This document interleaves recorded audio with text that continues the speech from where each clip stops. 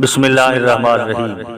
مشہور محدث، فقیہ، مورخ، مصنف اور بالخصوص مکہ معظمہ کی تاریخ پر بیش بہا کتابیں لکھنے والے حضرت امام ابو طیب تقی الدین محمد بن احمد بن علی الفاسی المکی المالکی رحمۃ اللہ علیہ کی ولادت مکہ شریف میں 775 ہجری یعنی 1373 عیسوی میں ہوئی۔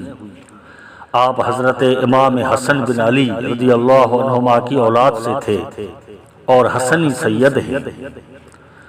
امام فاسی کے اجداد اصل میں فاس مغرب سے تھے، بعد میں ہجرت کی اور مکہ معظمہ میں سکونت پذیر ہوئے۔ امام فاسی کی ولادت اور وصال مکہ معظمہ میں ہی ہوئی۔ امام فاسی کے اساتذہ میں علامہ ابن حجر عسقلانی اور مجدد الدین فیروز آبادی مشہور ہیں۔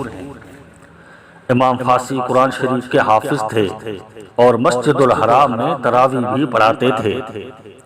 امام فاسی نے حدیث، سیرت، رجال اور تاریخ پر 25 کے قریب کتابیں لکھی ہیں، جن میں زیادہ تر مکہ معظمہ کی تاریخ پر ہیں۔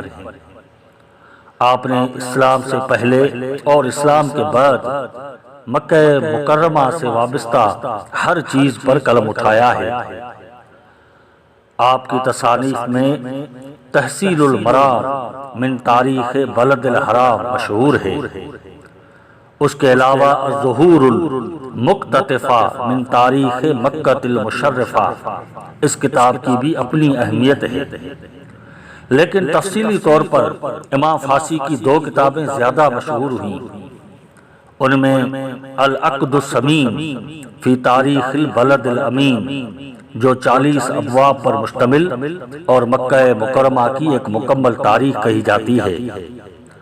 اس کے علاوہ شفاء الغرام بے اخبار البلد الحرام یہ کتاب بھی بے حد مشہور ہے، جس میں مکہ معظمہ کی تاریخ سے وابستہ ہر چیز پر قلم اٹھایا ہے۔ امام تقی الدین محمد بن احمد فاسی رحمۃ اللہ علیہ عمر کے آخری 4 سالوں میں آنکھوں سے محروم ہو چکے تھے، لیکن آپ نے مکہ معظمہ کی تاریخ کے حوالے سے جو کام کیا وہ ہمیشہ یاد رکھا جائے گا۔ امام فاسی رحمۃ اللہ علیہ کا وصال 3 شوال 832 ہجری یعنی 1429 عیسوی میں ہوا اور آپ مکہ شریف میں مدفون ہیں۔